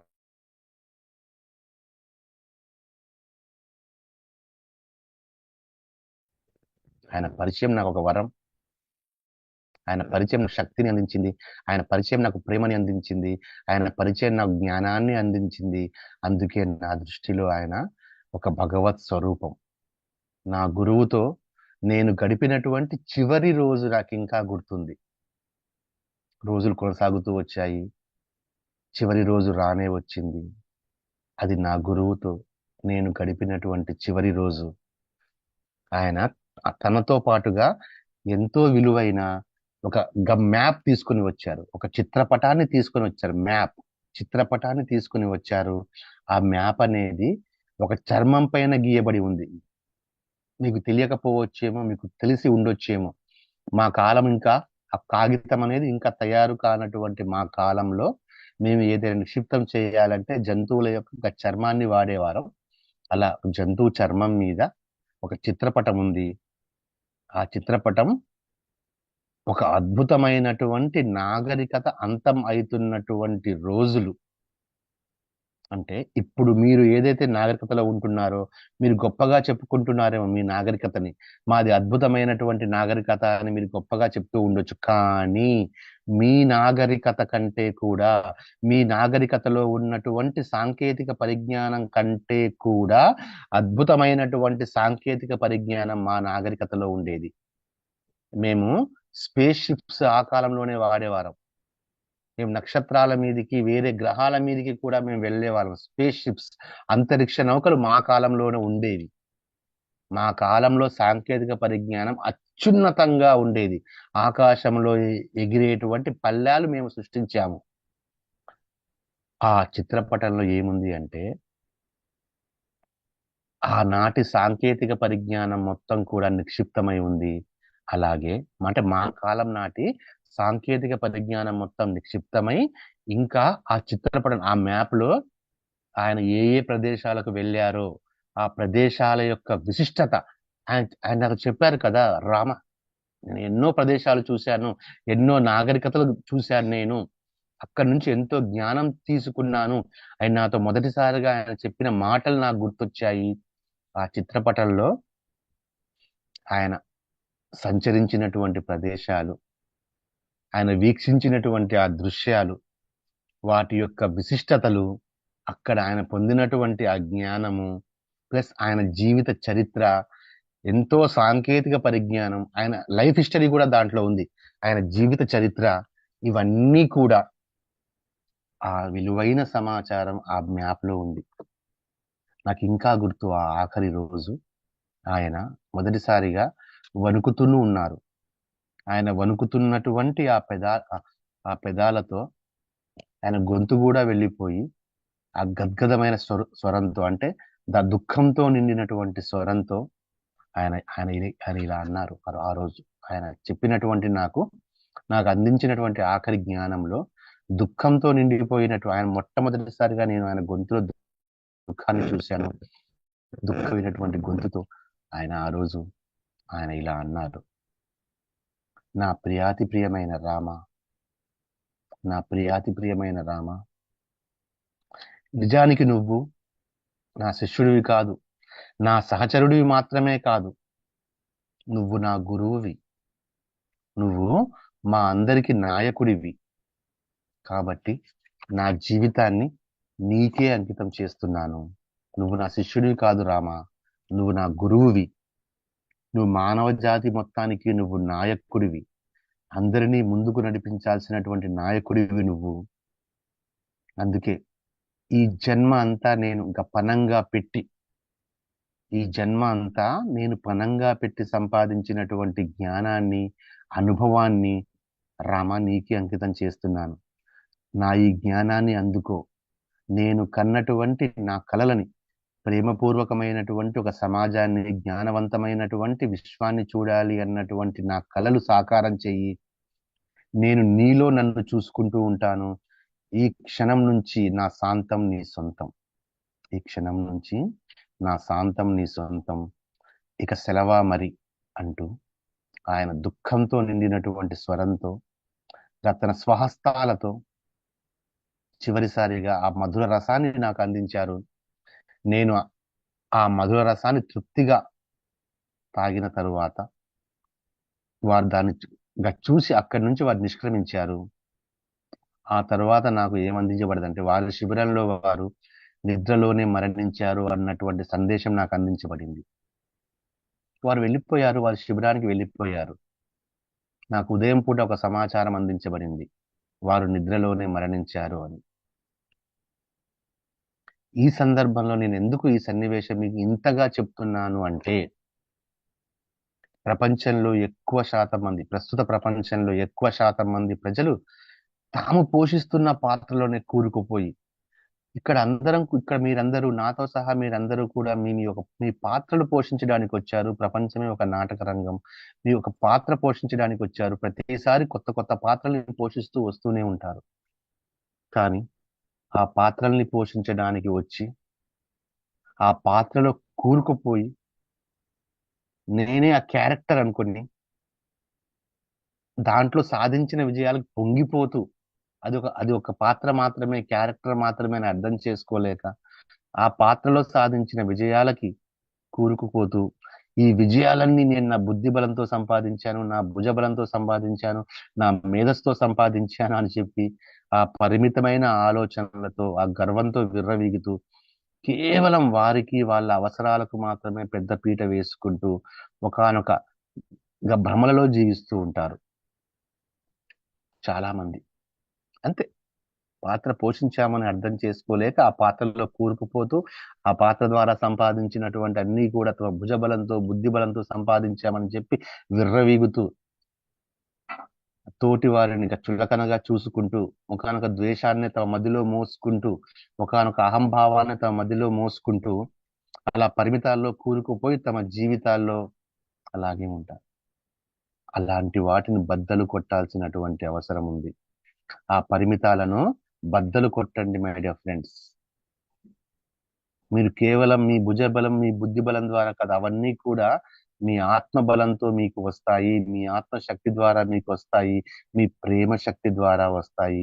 మీ ప్రేమే మీ స్వయం, మీ స్వయమే మీ ప్రేమ. ఆ ప్రేమ శక్తి ద్వారా వస్తాయి. ఇది ఎందుకు చెప్తున్నానంటే, ఇలా జీవితాలని గడిపినటువంటి ఇంతమంది మధ్యలో నా గురువు అలాంటి పరిస్థితుల్లో ఉన్నా సరే, అలాంటి వ్యక్తుల మధ్యలో ఉన్న ఆ వ్యక్తులు అప్పుడు ఉన్నారు, ఇప్పుడు ఉన్నారు. అలాంటి వ్యక్తుల మధ్య ఉంటూ, అలాంటి పరిస్థితుల మధ్య ఉంటూ కూడా నా గురువు ఒకానొక ప్రేమమూర్తిగానే నిలిచారు. ప్రేమకు ప్రతిరూపంగానే ఆయన నిలిచారు. అందుకే పరిస్థితులు, మీరు ఇక్కడ ఒక విషయం గుర్తుపెట్టుకోండి, పరిస్థితులు ఎంత తీవ్రంగా ఉన్నా సరే, అసలు అది ప్రేమ వికసింప చేయడానికి ఆటంకం కానే కాదు. నోట్ చేసుకోండి ఈ పాయింట్ మీరు. పరిస్థితులు ఎలా ఉన్నా సరే, పరిస్థితులు మీకు సహకరించినా, పరిస్థితులు మీకు సహకరించకపోయినా, పరిస్థితులు తీవ్రంగా ఉన్నా, పరిస్థితులు సహకరించకపోగా మిమ్మల్ని ప్రతిఘటించినా సరే, ఏది ఎలా ఉన్నా సరే, అన్ని అలాగే ఉన్నా సరే, ఏది లేకపోయినా సరే, ప్రేమ వికసించడానికి ఇవి ఆటంకాలు కాదే కాదు. ఒక నియంతనైన నాలో ప్రేమని వికసింప చేయడానికి ఒక ప్రేమమూర్తి వచ్చి నాలో సైతం ప్రేమని వికసింప చేశాడు అంటే, నాకంటే కూడా నన్ను మించిన వాళ్ళైతే కాదు కదా మీరు దేంట్లో దుర్మార్గాలలో, ద్వేషాలలో, ఉం? నియంతృత్వంలో నాకంటే ఎన్నో రెట్లు తక్కువ ఉన్న వాళ్ళే మీరు. అందుకే పరిస్థితులు ఎలా ఉన్నా మీలో ప్రేమని వికసింప చేసుకోండి. ఆ ప్రేమ మాధుర్యాన్ని మీరు చవి చూడండి. ఈ సత్యాన్ని ఆయన నా ప్రేమమూర్తి అర్థం చేసుకున్నారు, నేను అర్థం చేసుకున్నాను. ఇది ఆయన అర్థం చేసుకున్న ఆ సత్యం ఆయనలో ప్రేమని వికసింప చేసింది. ఆ ప్రేమించే గుణమే ఆయన పట్ల నన్ను ఆకర్షితుని చేసింది. నాలో కూడా ఆ ప్రేమని వికసింప చేసుకోవడానికి నాకు ఒక అవకాశాన్ని ఇచ్చింది. కాబట్టి మై డియర్ ఫ్రెండ్స్, ఏది ఎలా ఉన్నా సరే ప్రేమని వికసింప చేసుకోండి. దానికి మీరు చేయాల్సిందల్లా ఏమీ లేదు. మీ ఎదుటి వారిలో, మీ తోటి వారిలో, మీతో నిత్యం వ్యవహారాలు నడిపే వాళ్ళు ప్రాథమికంగా దైవాన్ని చూడడం ప్రారంభించండి. వారు కూడా ఫస్ట్ మీలో మీరు దైవాన్ని చూడడం ప్రారంభించండి. ఇక్కడ మొదటగా మీరు అనుకోవాల్సింది, సారీ మాస్టర్స్, ఫోన్ కాల్ వచ్చింది. రైట్. సో మొదటగా మీరు దైవాలే అని అర్థం చేసుకోండి. మీలో దివ్యత్వాన్ని చూడడం ప్రారంభించండి. మీలో ఒక ఉన్నతమైనటువంటి ప్రేమ కలిగిన స్వయాన్ని చూడడం ప్రారంభించండి. మీలో మీరు దైవాన్ని చూడడంతో మొదలు పెట్టండి. మీరు ఎలా ఉన్నా సరే మీరు ఉన్నతమైన వాళ్ళే మాస్టర్స్. మీరు ఎలా ఉన్నా సరే మీరు అద్భుతమైనటువంటి ప్రేమ కలిగి ఉన్న వాళ్ళే. మీరు ప్రేమతో ప్రకాశిస్తున్న వాళ్ళే. అది మీరు అర్థం చేసుకోండి. ఆ తర్వాత మీ తోటి వారిలో ఆ స్వయాన్ని చూడండి. మీలో ఏ ప్రకాశవంతమైనటువంటి స్వయం ఉందో, మీలో ఏ స్వయమైతే దేదీప్యమానంగా వెలుగుతుందో, మీలో ఏ స్వయమైతే మీ శరీరంలోకి, మీ మనస్సులోకి, మీ మస్తిష్కంలోకి, మీ ద్వారా ప్రకృతిలోకి ప్రేమ కిరణాలను వెదజల్లుతుందో, అలాంటి ప్రేమ, అలాంటి స్వయం మీ తోటి వారిలో కూడా ఉంది. ఎందుకంటే మనందరం ఒకేసారి ఆవిర్భవించిన వాళ్ళం కదా. రామ్తానైన నాతో సహా అందరూ ఒకేసారి ఆవిర్భవించిన వాళ్ళే. కాబట్టి ఏదైతే నాలో ఉందో అది మీలో కూడా ఉంది. రైట్. సో ఆ ప్రేమ కిరణాలని వికసింప చేసుకోండి, మీలో వికసింప చేసుకోండి. మీ తోటి వారిలో కూడా స్వయాన్ని చూడడం నేర్చుకోండి. స్వయాన్ని చూడడం మీరు ప్రారంభించండి. ఈ రోజుతోనే ఇప్పటి నుంచే ప్రారంభించండి స్వయాన్ని చూడడం. లోపల మీ మనసులో చూడండి, మీ అంతరంగంలో. వారు కూడా దైవాలే కదా, వారు కూడా మీలాంటి దైవాలే, వారు కూడా మీలాంటి స్వయాలే అని అర్థం చేసుకుని ఆ పాయింట్లో, ఆ కోణంలో వారితో మీరు వ్యవహరించడం ప్రారంభించండి. ఒకానొక ప్రేమ మీలో వికసింప చేసి మీ యొక్క సమూలంగా మీ పరిస్థితుల్ని మార్చివేస్తుంది. అది లవ్ని మించిన హీలర్ లేదు. రైట్ మాస్టర్స్, ఇది నా గురువు యొక్క నా కథ ఇది. Right. So be it. Okay masters, ఇది థర్డ్ పర్సన్ యాంగిల్లోకి వచ్చేస్తున్నాను. రైట్. సో ఇది రామత యొక్క గురువు కథ. రేపటి నుంచి మనం జ్ఞానం ఏదైతే ఉందో ఆ జ్ఞానాన్ని మనం నేర్చుకుందాము. మరొక్కసారి సెషన్ అయిపోయిన తర్వాత కూడా నేను మీకు ఏం చెప్పాను, ఈ 10 రోజులు ప్రేమ మాధుర్యంలోనే ఉందాము, లవ్ అనేటువంటి కాన్షియస్ లోనే ఉందాము అన్నాము. నా మహా చైతన్యం పుస్తకంలో కూడా ప్రేమ గురించి నేను రాశాను. ప్రేమ గురించి, దివ్య ప్రేమ, మహాశూన్య ప్రేమ గురించి నేను రాశాను. దాంట్లో ఉన్నటువంటి ఆ ప్రేమ, అది కూడా నాకు రామ్తా యొక్క గురువు దగ్గర నుంచి వచ్చినటువంటి మెసేజెస్, ఒక నైట్ వచ్చిన messages masters. So thank you very much. దీని తర్వాత మీరు ధ్యానం చేయండి, హాయిగా మీరు ధ్యానం చేయండి, రైట్? ఒక హాఫ్ అన్ అవర్ ధ్యానం చేయండి. హాఫ్ అన్ అవర్ ధ్యానం చేసిన తర్వాత మళ్ళీ ఒకసారి పుస్తకాన్ని మీరు అధ్యయనం చేయండి. ఒక్కటే మాస్టర్స్, మనం పెద్ద పెద్ద మనం చేయాల్సినటువంటి అవసరం లేదు. మన జ్ఞానోదయం పొందడానికి మనం ఏదో చేయాల్సిన అవసరం లేదు. మనలో ప్రేమ భావన నింపుకుంటే చాలు. ఆ ప్రేమతో మనలో ప్రేమ భావన ఫస్ట్ మనల్ని మనం ప్రేమించుకొని ఎదుటి వ్యక్తిలో కూడా స్వయాన్ని చూడడం ప్రారంభిస్తే సహజంగానే ఇక్కడ ఉన్నటువంటి స్వయం అక్కడ ఉన్నటువంటి స్వయంతో ప్రేమలో కాక దేంతో ఉండలేదు. స్వయానికి తెలిసిన భాష ప్రేమ భాష ఒక్కటే. ఆత్మకు తెలిసిన భాష ఆ మధురమైనటువంటి భాష ప్రేమ భాష మాత్రమే. So thank you very much Saptarishi Mandali గారికి, అలాగే అందరికీ కూడా, ఈ స్వాధ్యాయం వీక్షిస్తున్నటువంటి అందరికీ కూడా ఈ ప్రేమ మాధుర్యం, అందరికీ కూడా వేల కృతజ్ఞతలు. Thank you very much sir. Over to you. Thank you so much sir. Pushpa madam. Okay sir. Thank you sir. Thank you so much sir. Thank you madam. Okay అండి, థ్యాంక్ యూ అండి. ఓకే మాస్టర్స్, మనం రేపు అదే ఒకవేళ రేపు మేము మా school తరపున ఒక టూర్ కి వెళ్తున్నాము. మ్యాక్సిమం వచ్చేస్తాము. ఒకవేళ రాలేకపోయినప్పుడు నేను వేరే వారితో నేను ఏర్పాటు చేస్తాను. షూర్, ఖచ్చితంగా మ్యాక్సిమం వచ్చేస్తాను, నేనే తీసుకుంటాను. Right masters, okay right. ధ్యానం చేద్దాము, పుస్తకాన్ని మరింత అధ్యయనం చేయండి. పుస్తకం నేను తెప్పిస్తున్నాను, మళ్ళీ బుక్స్ అతి త్వరలో మీకు అందజేస్తాను నేను. రైట్? మీరు ఎవరైనా జేతవనం వచ్చే వాళ్ళు ఉన్నా సరే, జేతవనానికి కూడా కొన్ని పుస్తకాలు నేను తీసుకుని వస్తున్నాను, అక్కడ నేను అందజేయగలను. లేదా వైజాగ్ ప్రకృతి వ్యాలీ, ఫిబ్రవరి 2 నుంచి మనకి ప్రకృతి వ్యాలీలో సెలబ్రేషన్ స్టార్ట్ అవుతున్నాయి కదా, నేను అక్కడికి కూడా కొన్ని బుక్స్, అక్కడ మనకి బుక్ స్టాలే ఉంటుంది, అక్కడ రామ్తా బుక్ స్టాలే ఉంటుంది, అక్కడ కూడా మనం పుస్తకాన్ని అక్కడ నేను అందించగలను. Okay?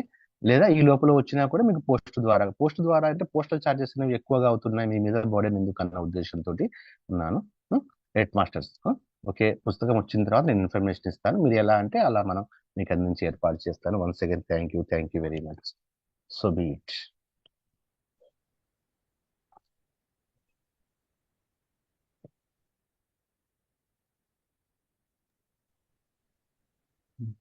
Pushpa madam meditation continue చేస్తాను సార్.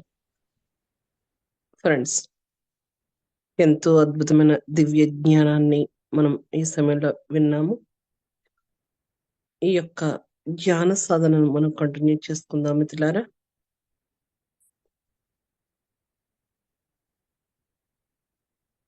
చాలా హయ్యర్ ఎనర్జీస్ ఫ్లో అవుతూ ఉన్నాయి.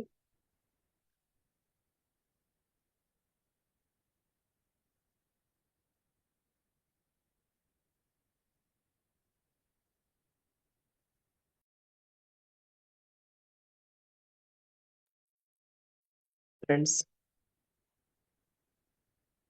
ఎంత గొప్ప దివ్య జ్ఞానాన్ని విన్నా దాన్ని ఆచరణలో పెట్టాలి. మనం ఆచరణలో పెట్టాలంటే అందుకు తగిన శక్తి కూడా కావాలి. అందుకు మనకు సహకరించేదే ఈ అద్భుతమైన జ్ఞాన ప్రక్రియ.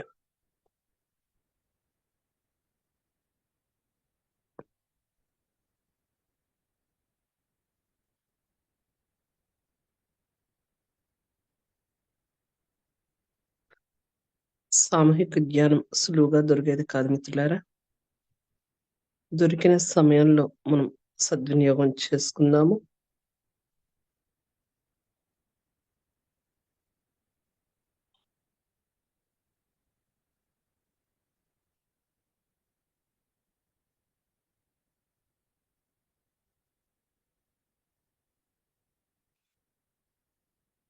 ఎందరో హిమాలయాల్లో యోగులు ఎన్నో సంవత్సరాల కొలది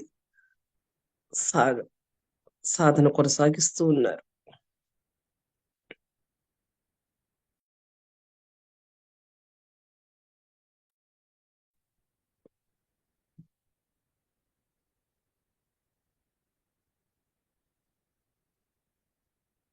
ఎంతో తెలుసుకున్నా కూడా ఇంకా తెలుసుకోవాల్సింది ఎంతో ఉంది అన్న ఉద్దేశంతో వారి యొక్క సాధనా ప్రక్రియలను కొనసాగిస్తూ ఉన్నారు విభిన్న ప్రక్రియలలో.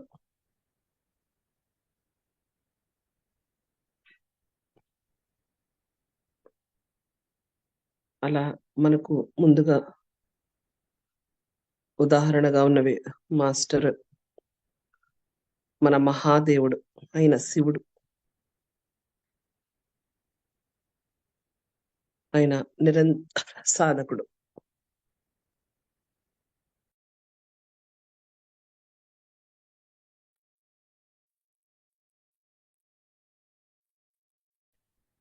తాను అత్యున్నతమైన స్థితిలో ఉండి కూడా ఇంకా ఎంతో తెలుసుకోవాల్సింది ఉంది అన్న భావనతో ఇంకా ఈ సమయంలో సాధన కొనసాగిస్తున్నారు ఆయన. మనకు ఒక మార్గదర్శిగా ఉన్నారు ఆయన.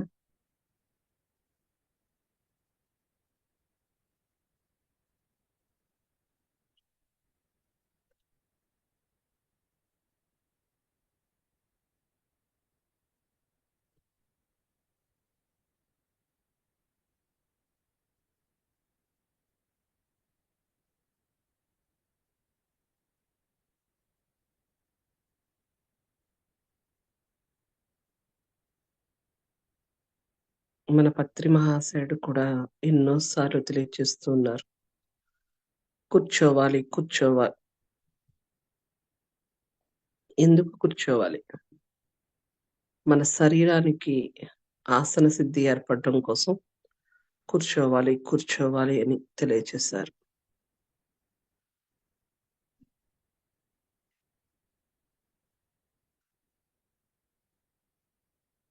చెయ్యగా చెయ్యగా మనం ఎక్కువ గంటలు సాధన చేయగలుగుతాం.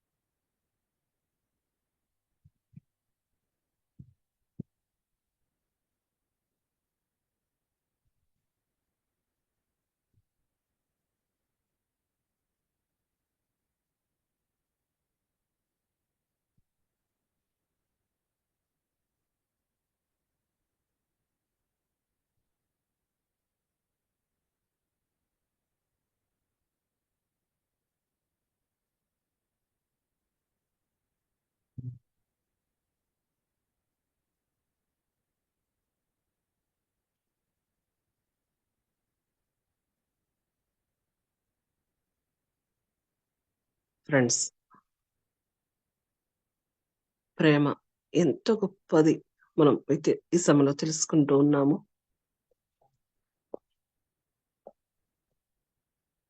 ప్రతి ఒక్కరితో మనం ప్రేమగా మెలుగుదాము.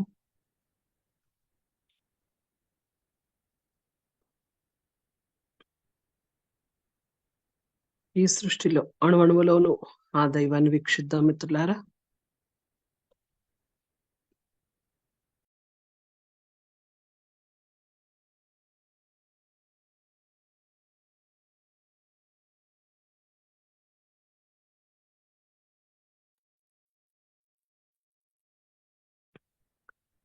అందుకు మనకు ఎంతో బాగా సహకరించేదే ఈ అద్భుతమైన సామూహిక ధ్యానం మిత్రులారా.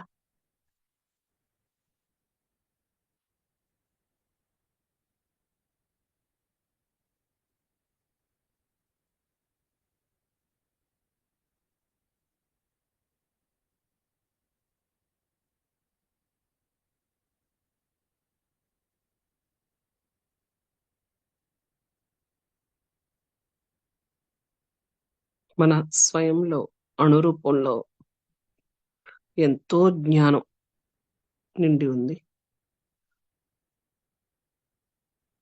ఆ జ్ఞానాన్ని వెలికి తీయాలి అంటే సాధన తప్పనిసరి.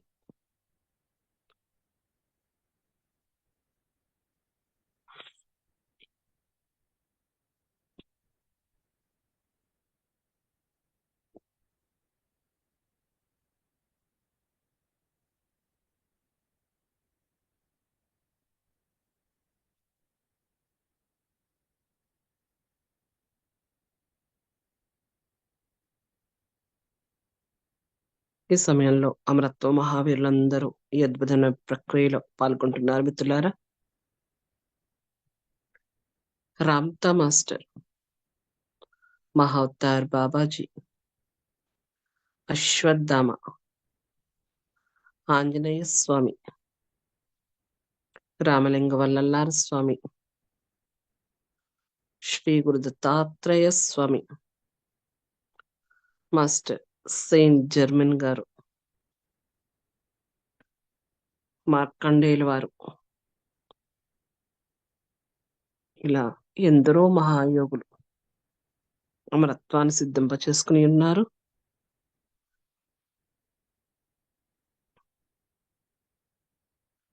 వారితో మనం ఈ యొక్క సాధనను కొనసాగిస్తున్నాం మిత్రులారా.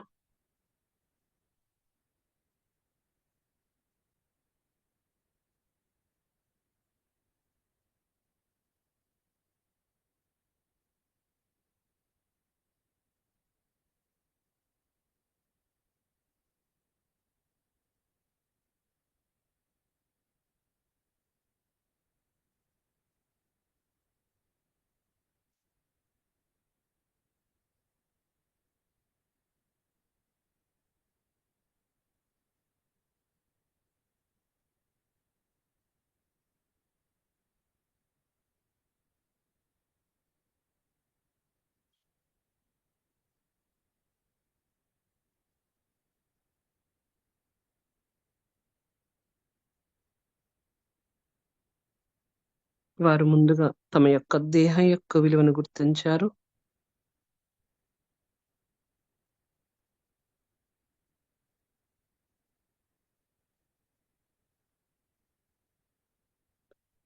తమ దేహంలోని ప్రతి అవయవము ఎంతో అద్భుతమైనది, విలువైందని గుర్తించారు.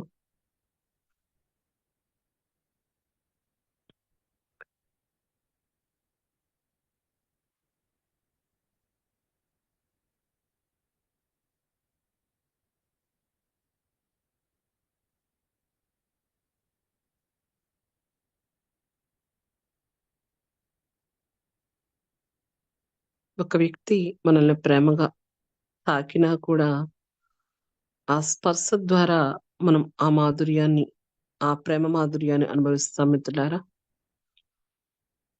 అది ఒక తల్లి అవ్వచ్చు, తండ్రి అవ్వచ్చు, లేదా బిడ్డ అవ్వచ్చు, లేదా భర్త అవ్వచ్చు.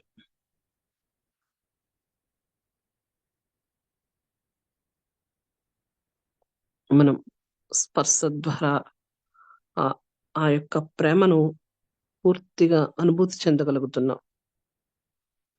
మరియు మన యొక్క ప్రేమను పంచడానికి కూడా మనకు అనువైన సాధనం మన యొక్క దేహం, మన యొక్క చేతి స్పర్శ ద్వారా మన యొక్క ప్రేమను పంచగలం మన మిత్రులారా.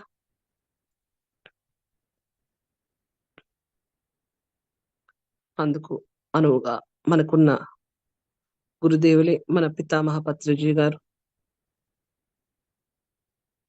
ఎంత దూరాన ఉన్నా ఆయన షేక్ హ్యాండ్ ఇవ్వడం కోసం, ఆ గురుదేవుల కళ్ళల్లో కాసేపన్నా ఉండాలన్న కోరికతో ఆయన కంటి ఎదురుగా ఉండడం కోసం పోటీ పడిన వ్యక్తులు ఎందరో ఉన్నారు.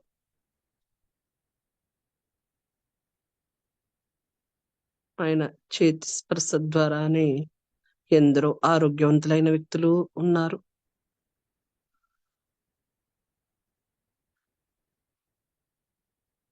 ఆయన స్పర్శ తాకగానే ఆడవాళ్ళు ఎంతగా భావించారు అంటే, నా తండ్రి,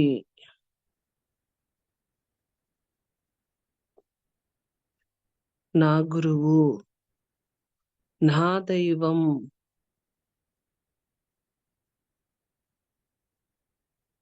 అలాగే ప్రతి ఒక్కరూ ఆయన కౌగిలిలో ఒదిగిపోయేవారు. అనంత ప్రేమమూర్తి మన గురుదేవులైన పత్రి మహాశయులు.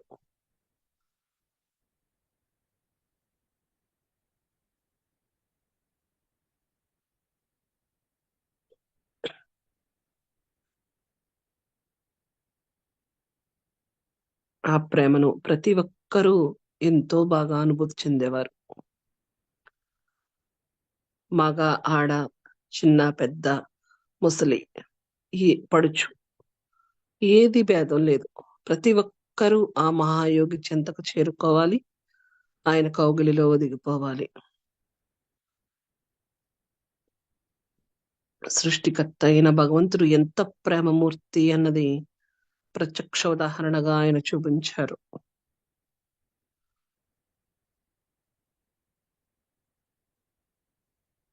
ఆ మహాయోగితో సమకాలికులుగా ఉన్నాం మనం. మనం ఎంతో ఎంతో అదృష్టవంతుల మిత్రులారా.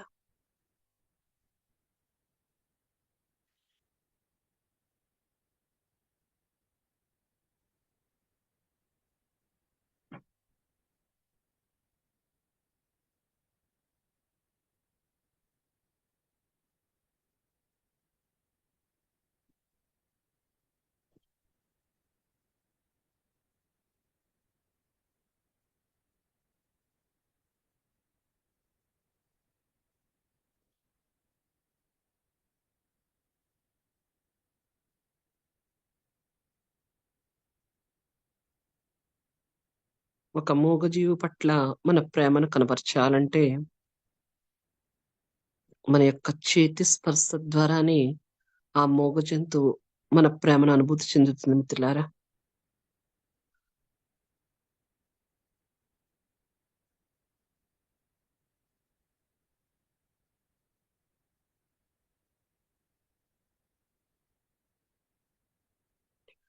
సృష్టిలో అణువణువులో ఉన్న దైవాన్ని మనం గుర్తిందాం మరియు ప్రేమిద్దాం మిత్రులారా.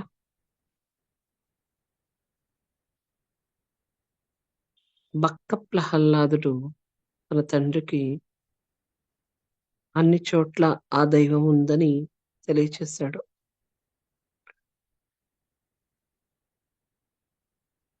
నువ్వు ఎంతో ఇష్టంతో ఆ దైవనామాన్ని ఉచ్చరిస్తున్నావు కదా, ఎక్కడ ఎక్కడ అని ప్రశ్నిస్తే అన్ని చోట్ల ఉన్నాడు నా దైవం అని తెలియచేస్తూ ఒక స్తంభంలోంచి ఆ మహావిష్ణువుని ప్రత్యక్షమయ్యేటట్లుగా చేశాడు భక్త ప్రహ్లాదుడు. ఆయన ఎలా అయితే అణువణువులోనూ దైవాన్ని చూసి ఉన్నాడో అలా మనం కూడా ఈ సమయంలో ప్రతి అణువులోనూ సృష్టికర్త అయిన ఆ భగవంతుణ్ణి దర్శిద్దాం మిత్రులారా.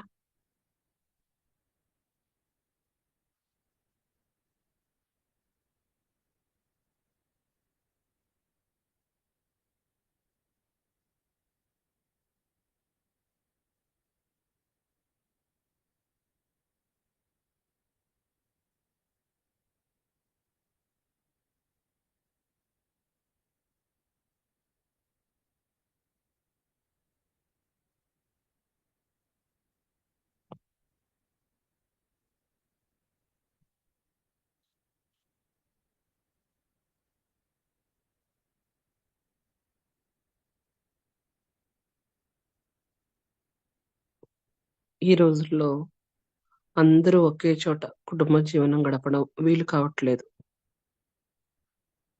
తమ సోదరులు లేదా లేదా తోబుట్టువులు అవ్వచ్చు, వారు దూరాన ఉండడం లేదా చదువు రీత్యా దూరంగా ఉండడం జరుగుతూ ఉంది. వారు ఇంటికి రాగానే తమ తల్లి లేదా తండ్రి లేదా తోబుట్టువులను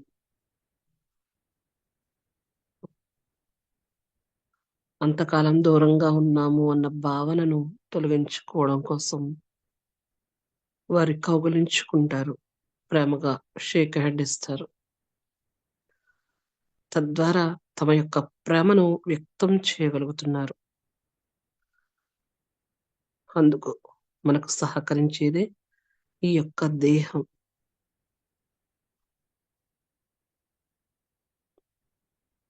దేహాన్ని గౌరవిద్దాం, ప్రేమిద్దాం. Self love.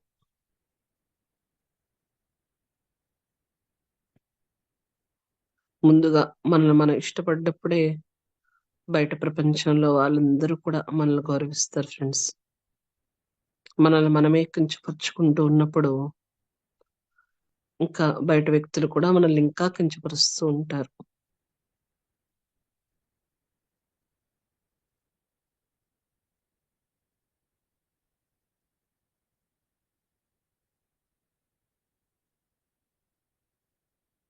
ముందుగా మనం మన దేహాన్ని ఇష్టపడదాము, మన కుటుంబాన్ని ఇష్టపడదాము, మన తోబుట్టువులు ఇష్టపడదాము, జన్మ ఇచ్చిన తల్లిదండ్రుల పట్ల కృతజ్ఞతాభావంతో ఉందా మిత్రులారా? మనకి సకల సౌకర్యాలను అందిస్తున్న ఆ సృష్టికర్త పట్ల కూడా మనం కృతజ్ఞతతో మెలుగుదాం.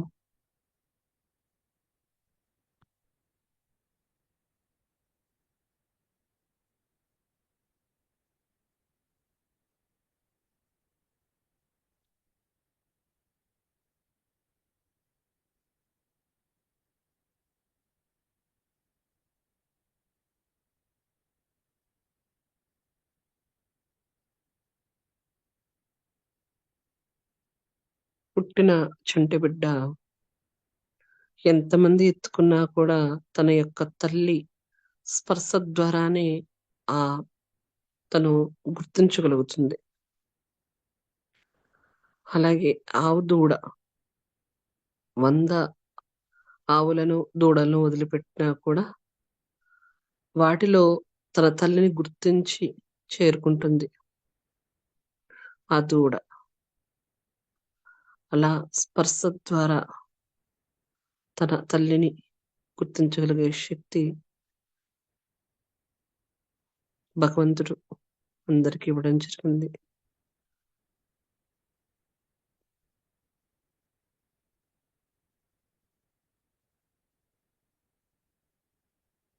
ఎంతమంది ఎత్తుకున్న ఏడ్చే పిల్లలు తమ తల్లి దగ్గరకు రాగానే గుండెలకు హత్తుకోగానే ఏడుపు ఆపేస్తారు.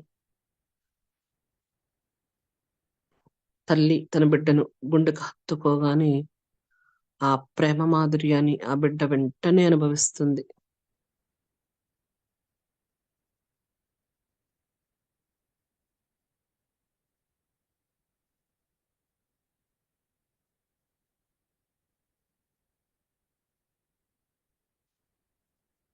ఎంతటి శత్రువునైనా మిత్రుడిగా మార్చగలిగే శక్తి ప్రేమకే ఉంది మిత్రులారా. ప్రేమకు సాధ్యం కాదంటూ ఏమీ లేదని బాబాజీ తెలియజేస్తున్నారు.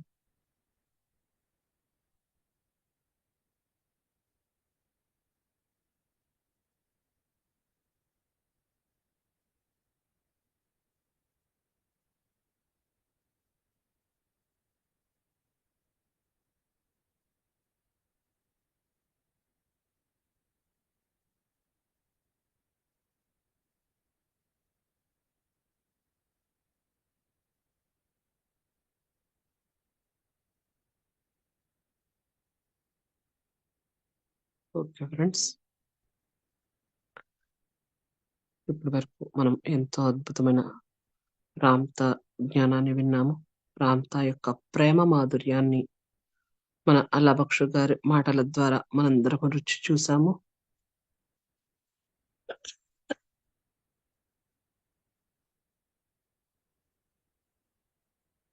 ఎవరైతే ఈ యొక్క జ్ఞాన సాధన కొనసాగించాలనుకుంటున్నారో వారు కొనసాగించవచ్చు. ఎవరైతే లేవాలనుకుంటున్నారో వారు మాత్రమే ఈ విధంగా అనుకోండి. మీ బాడీ అంతా పూర్తిగా నార్మల్ స్థితికి రావాలనుకోండి.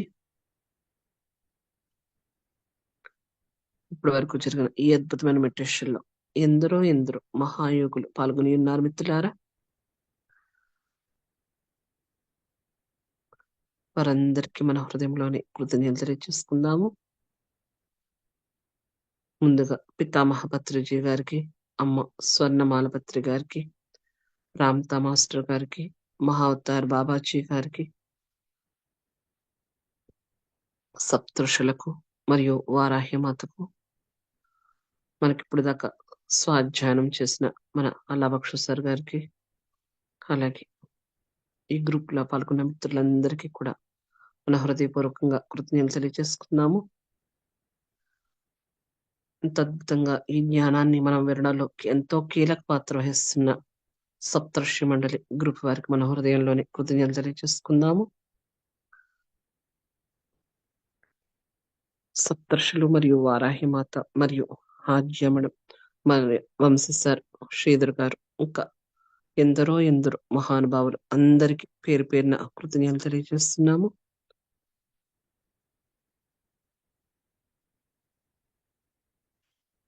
ఫ్రెండ్స్ అందరూ మీ అరచేతులు మీ కళ్ళ మీద ఉంచుకోండి.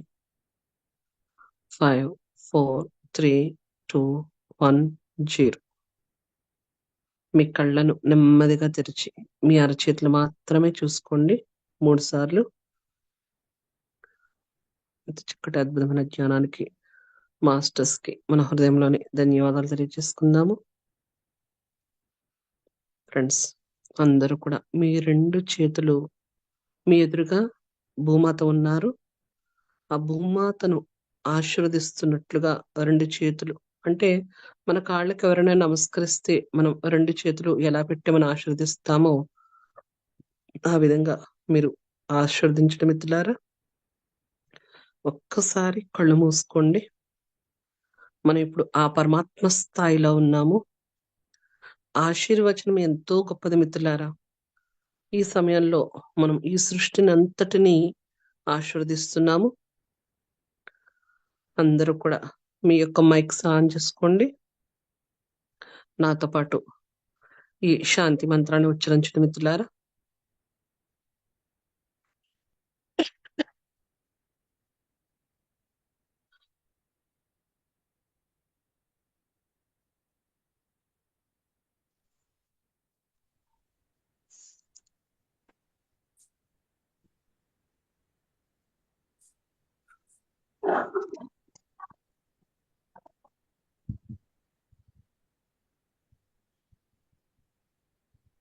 అందరూ కూడా దయచేసి ఈ మంత్రాన్ని ఉచ్చరించండి.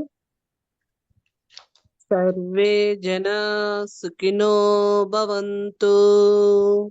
సర్వే జనాః సుఖినో భవంతు. లోకా సమస్తా సుఖినో భవంతు. లోకా సమస్తా సుఖినో భవంతు. సర్వే జనా సుఖినో భవంతు. సర్వే జనాః సుఖినో భవంతు. లోకా సమస్తా సుఖినో భవంతు. లోకా సమస్తా సుఖినో భవంతు. సర్వే జనా సుఖినో భవంతు. సర్వే జనాః సుఖినో భవంతు. లోకా సమస్తా సుఖినో భవంతు. లోకా సమస్తా సుఖినో భవంతు. ఓం శాంతి శాంతి శాంతి. శాంతి శాంతి. తదాస్తు తదాస్తు తదాస్తు తదాస్తు తదాస్తు. తదాస్తు.